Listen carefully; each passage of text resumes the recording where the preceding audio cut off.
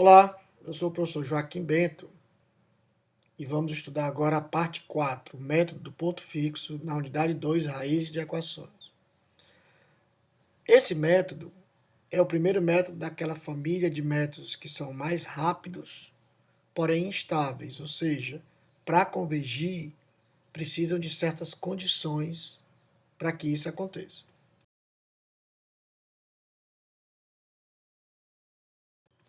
Bom, esse método é um método do tipo aberto, ou seja, usa uma fórmula para estimar a raiz. Se você considerar que a função f de x é contínua no intervalo AB, como nós temos feito até agora, e que contém uma raiz da equação f de x igual a zero, então a ideia é muito simples.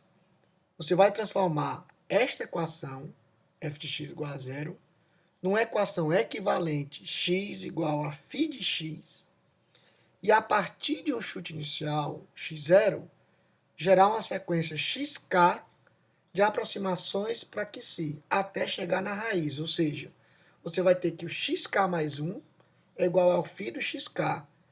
Então, simplesmente, você tem que aplicar a cada passo o valor do passo anterior. Bom, e a função φ de x ela é definida desta forma que está mostrada aí, ou seja, o φ de x é tal que o f de x igual a zero, o que implica que o φ de x igual a x. Ou seja, ao invés de tentar encontrar um zero de f de x, você procura um ponto fixo, daí o nome do método, de φ de x, onde esse φ de x é chamada de função de iteração. Mais na frente vamos ver maneiras mais fáceis de calcular esse φ de x. Esse método, apesar de ser muito simples e mais rápido do que os anteriores, ele é mais importante nos conceitos teóricos, porque muitas vezes, inclusive, é difícil achar o φ de x. Então, o outro método dessa mesma família que vamos estudar na próxima parte, que é o método de Newton-Raphson, por exemplo, é até mais indicado se o problema é só a questão da velocidade.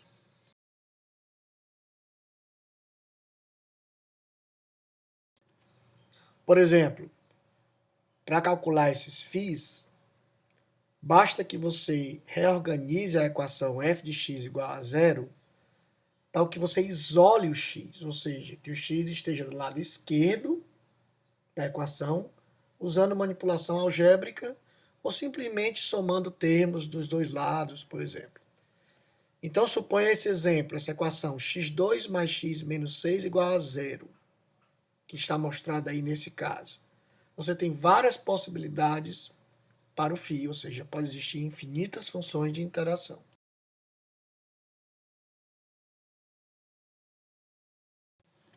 Então, por exemplo, no caso dessa equação, você pode ter várias funções φ, desde uma bem simples, como a φ1, que é simplesmente deixando o x do lado esquerdo e jogando os termos para o lado direito, como outras, como a φ2, que usa a raiz, a φ3, a φ4, ou seja, você pode ter várias funções de interação, que por um lado é bom, porque você tem várias possibilidades, mas por outro lado é ruim, porque a gente vai ver que, dependendo da escolha do φ, o método pode convergir ou não.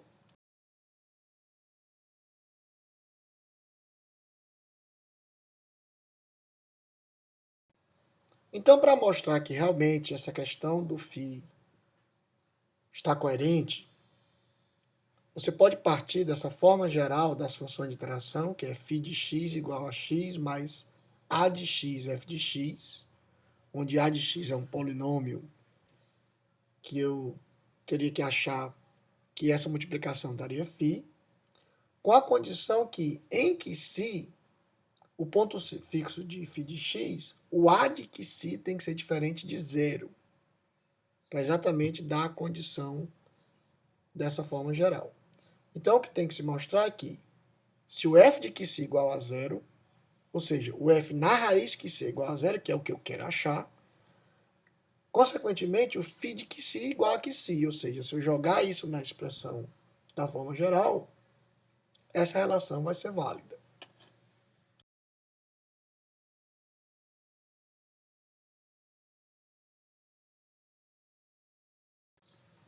Então, para eu mostrar isso, eu tenho que ir e voltar.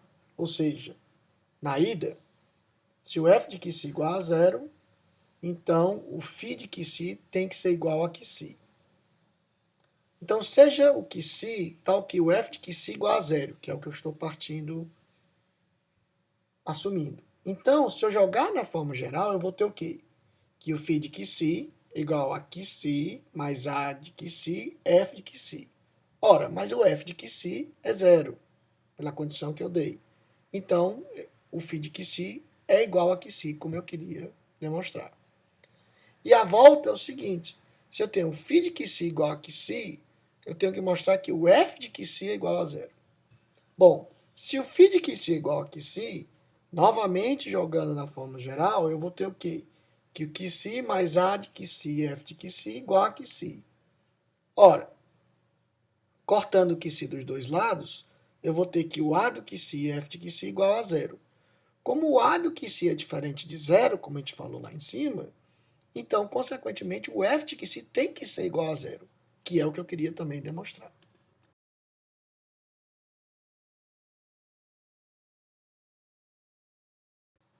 Fazendo então uma interpretação gráfica, que é sempre muito interessante para compreender o método.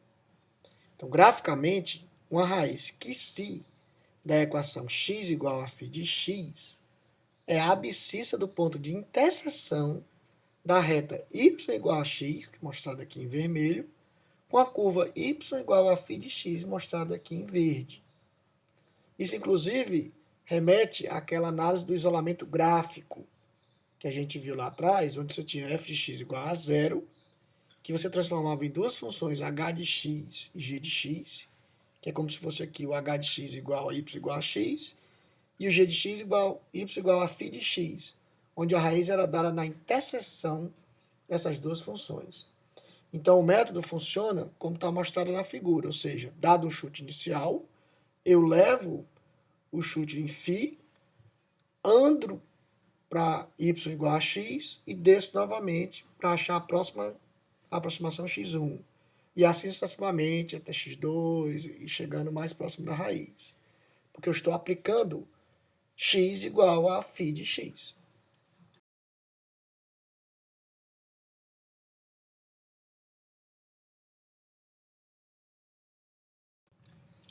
Dependendo da φ, nem sempre essa aproximação é bonitinha. Você vê aqui que o x0 vai no φ, vai no y igual a x, acho o x1, consequentemente o x2, o x3. Então, o método é sempre o mesmo, mas dependendo da função φ, pode ficar bem complicado graficamente.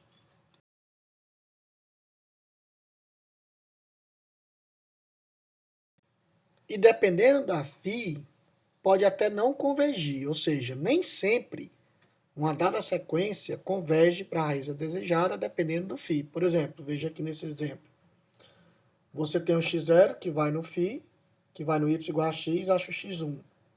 Vai de novo no φ, y igual a x ao x2. Ou seja, o que é que está acontecendo com o x? Ele está se afastando da raiz. Ou seja, não está convergindo. O mesmo exemplo para o φ que não está convergindo, onde graficamente é mais complicado de ver, porque o x está pulando de um lado para outro da raiz. Ou seja, tem o x0, aí baixa o x1, depois baixa o x2, mas ainda assim aqui o x está se afastando do que si, ou seja, não está convergindo.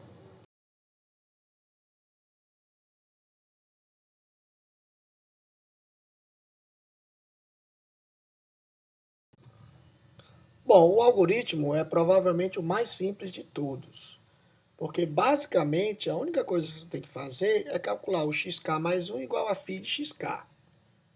Aqui está o pseudocódigo mostrado no livro, e aqui ele faz sempre atualizando o x1 e o x0 e usando a mesma variável, que não é nem uma boa prática de implementação, mas aqui é um pseudocódigo, só para ter uma ideia. Então a ideia é você vai calculando esse x e vai vendo se está convergindo ou não.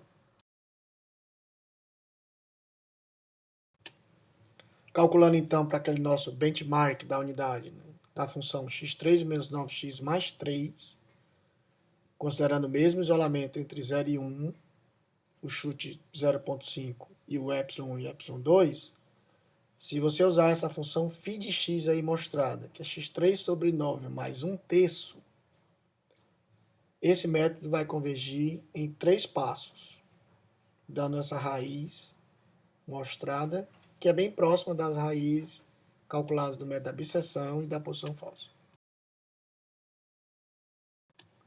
Bom, mas esse método, apesar de muito simples, como foi dito, ele pode não convergir. Então é preciso que a gente entenda melhor quais são as condições para que esse método realmente atinja a convergência. Ou seja, não é qualquer escolha de φ que faz o processo convergir.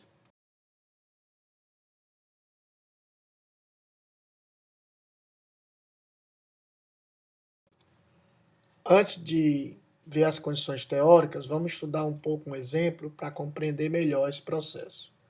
Suponha essa função x2 mais x menos 6 igual a zero. E que eu já sei quais são as raízes, o que se 1 igual a menos 3 e o que se 2 igual a 2.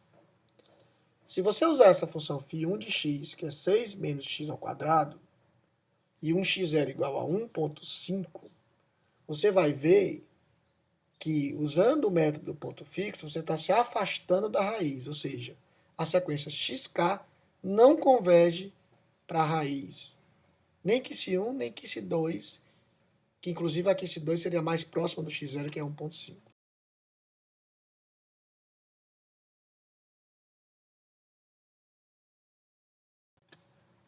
Já se eu usar para a mesma função, outra função φ, essa φ2 que é dada pela raiz de 6 menos x, para o mesmo x0, você vai ver que, aplicando o método ponto fixo, você está convergindo para a raiz que se 2 igual a 2, que é o que a gente esperava.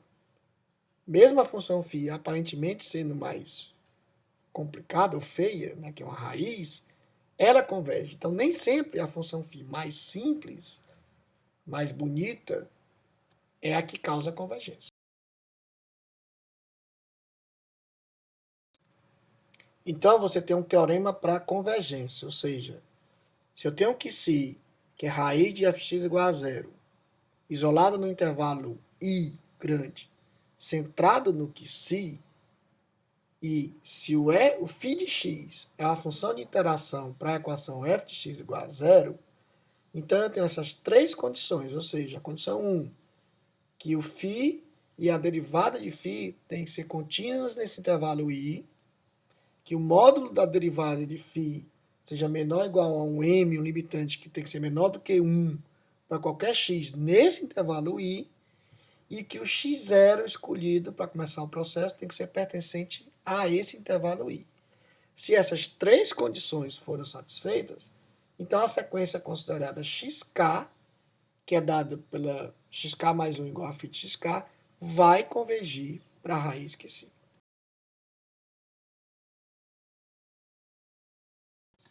Bom, a demonstração ela se dá em duas partes, nós não vamos entrar muito em detalhes aqui, mais detalhes tem no livro texto, mas a primeira parte é que você prova que se o x0 pertence a i, então o xk também pertence a i, para qualquer que seja k, e vale ressaltar que esse i grande pode ser, por exemplo, o intervalo do isolamento que você fez, por isso que é importante o isolamento ser bem feito, para não ser muito grande.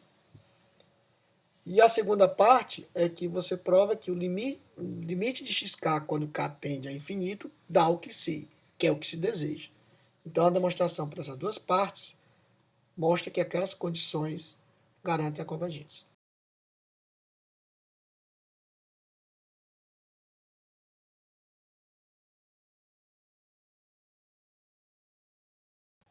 Bom, analisando então, voltando àquele problema da função x2 mais x menos 6, vamos analisar então agora essas condições de convergência. Se o φ1 de x é 6 menos x2, a derivada dessa função é menos 2x. Aqui você não está usando um i grande, mas poderia ser um i em torno da função QC2 ou de QC1, mas a análise não é prejudicada por isso, como nós vamos ver. Ou seja, a condição que a φ e a derivada são contínuas em i vai ser válida. Por quê? Porque elas são contínuas no R inteiro. Então, se elas são contínuas no R inteiro, são contínuas em qualquer i. A outra condição, que o φ' de x em módulo tem que ser menor do que 1, vai dar que o x, através de algebrismo, tem que ser maior do que menos meio e menor do que meio.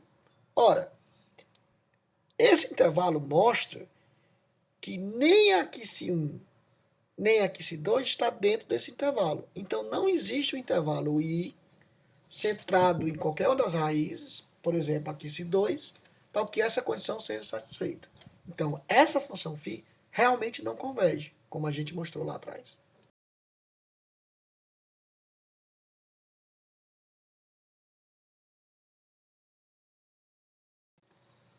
Analisando agora a outra φ, a φ2 igual a raiz de 6 menos x, a derivada dessa função vai ser menos 1 sobre 2 raiz de 6 menos x. Aqui a condição da continuidade tem que ter um pouco de cuidado, porque como tem raiz de denominador, eu tenho que achar que a φ2 de x é contínua nesse conjunto S, onde x menor ou igual a 6, por causa da raiz, e a derivada no conjunto S', do x menor do que 6, por causa da raiz e do denominador. A outra condição de que o módulo de φ2' de x é menor do que 1, se você trabalhar nessa expressão e achar valores, e testando e achando valores para esse caso, você vai ver que para que ela seja satisfeita, o x tem que ser menor do que 5,75.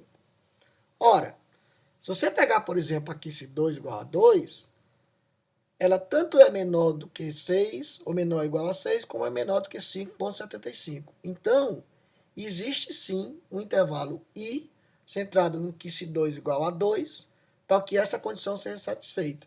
Então, o método vai realmente convergir. E aí você me pergunta, e aquela terceira condição, que o x0 tem que ser persistente aí? Bom, basta você achar um x0 que está dentro do intervalo AB, que é o que normalmente se faz.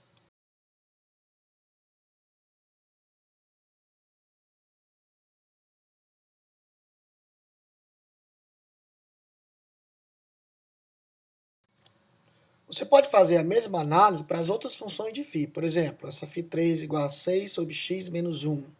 Você acha a derivada, acha em que regiões tanto a função φ como a derivada são contínuas e a condição para que aquela condição φ' de x seja menor do que 1. E aí você vê se converge ou não. Ou seja, o processo é sempre igual. E o que é importante ressaltar novamente é que nem sempre as φ's mais bonitas, mais comportadas convergem. Às vezes, φ's que não são tão bonitas ou bem simples são as que realmente convergem.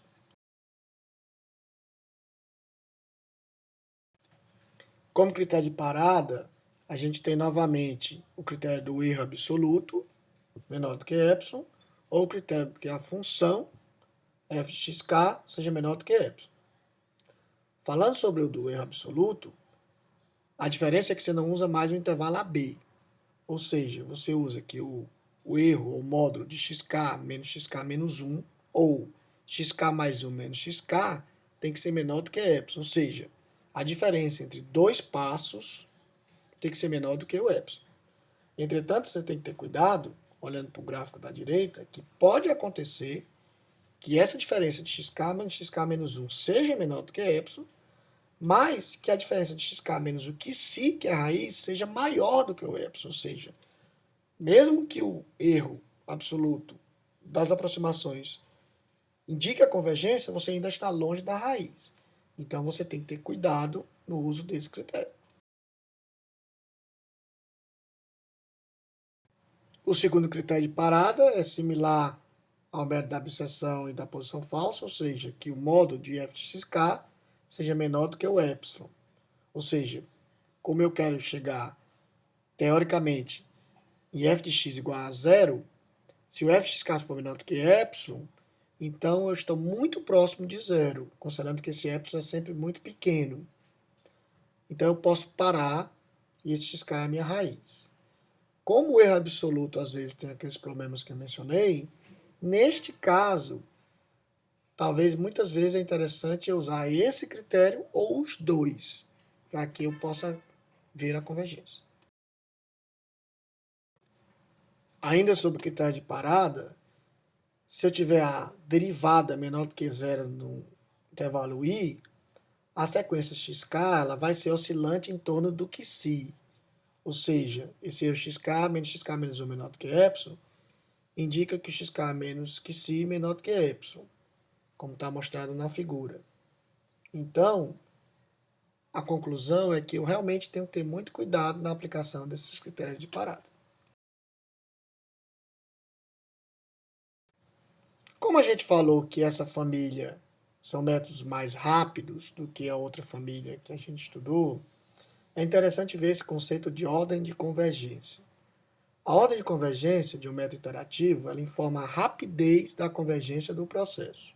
Ou seja, se eu tiver uma sequência xk que converge para uma raiz, um número que si, e se o EK é dado por esse xk menos o que si, e esse EK é o erro na interação K, então eu tenho esse limite dado por essa expressão, que se existir um número P maior do que 1 e uma constante C maior do que 0, tal que esse limite seja válido, então esse P é a ordem de convergência da consequência xk. E C é a constante assintótica do erro.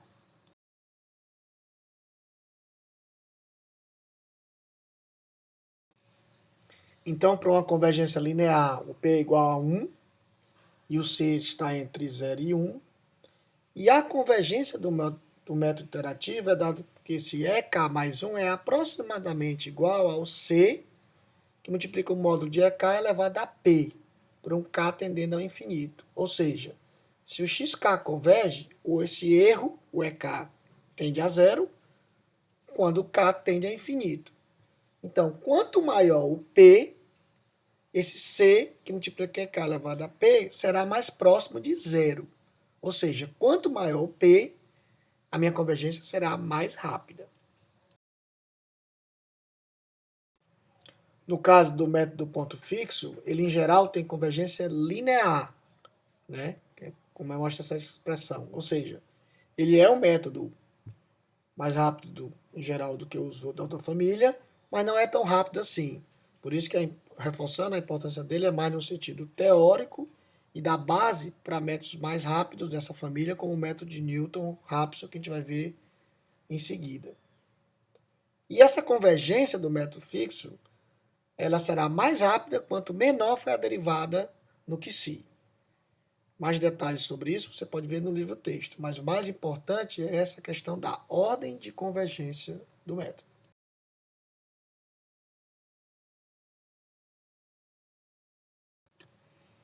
Então, como foi dito, o método ponto fixo em geral tem convergência linear. E a prova está mostrada aqui nesse slide, que é o que tem no livro em mais detalhes, que prova aquela condição 2 do teorema da convergência, que é baseado na derivada do φ. Algumas observações sobre erros, que se a derivada do φ no que si for positiva, os erros terão sempre o mesmo sinal de x0 menos que si. Ou seja, você está sempre se aproximando da raiz, sempre na mesma direção. Já se a derivada de φ que si for negativa, os erros mudam de sinal em cada iteração, ou seja, a raiz fica pulando em torno do que si. O x0 está do lado direito, depois o x1 vai para o lado esquerdo, depois o x2 para o lado direito, como a gente mostrou naqueles outros gráficos anteriores. E novamente, como observações finais, que é para você entender bem o método, saber as vantagens, as desvantagens, quando usar, como escolher, esse método como vantagens, ele é muito simples, é o método mais simples que tem, porque é simplesmente xk mais 1 igual a φ de xk, aplicar no φ. Por isso, ele é muito fácil de implementar e ele por ser dessa família de métodos mais rápidos, ele em geral converge mais rápido que a abscissão, ainda que não seja o método mais rápido dessa família.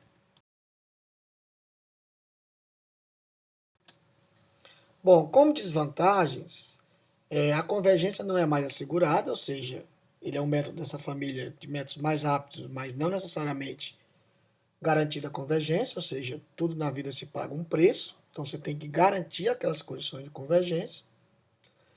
Pode ser difícil de achar a função de interação, você viu que você pode ter várias possibilidades, e a convergência do método é somente linear, como a gente mostrou.